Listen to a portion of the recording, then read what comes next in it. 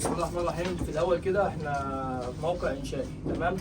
موقع انشائي يعني كل حاجه هنا تعتمد على المساحه، تمام؟ هنا يعتبر انشاء مول، تمام؟ المول ده عباره عن ايه؟ عن 8 ادوار. احنا هنا دور من الادوار، تمام كده؟ انا بدايه شغلي بعمل ايه؟ بيجي لي لوحه زي دي من المكتب الفني، تمام؟ بيجي لي منها الداتا دي بتبقى جايه على الفلاش، تمام؟ المكتب الفني طلع لي اللوحه من على اللاب، جهازها للمساحه ده يقدر ينزل يشتغل في الموقع.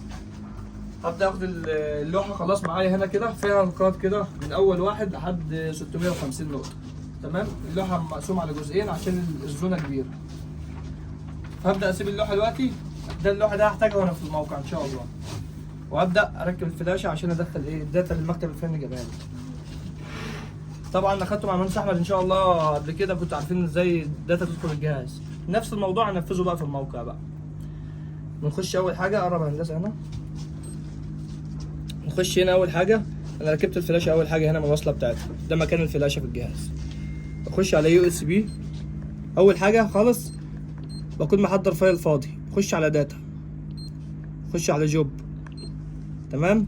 جوب سيلكشن، بخش على فايل فاضي. هنا في جوب واحد اهو فاضي مفيش فيه نقاط اهو، خلاص كده تمام. معايا فايل فاضي، ابدا بقى ايه؟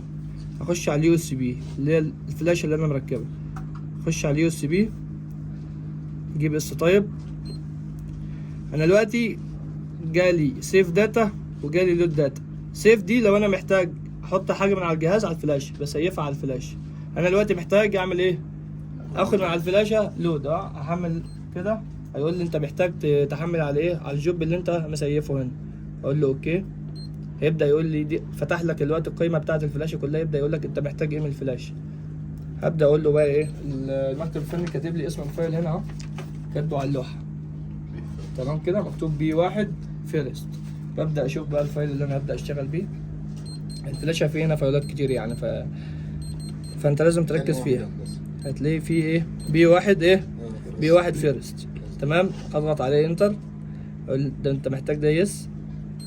افضل بقى براحتي لما الداتا كلها تنزل. يبقى دي عمليه ايه؟ نقل الملف من الفلاشه للجهاز.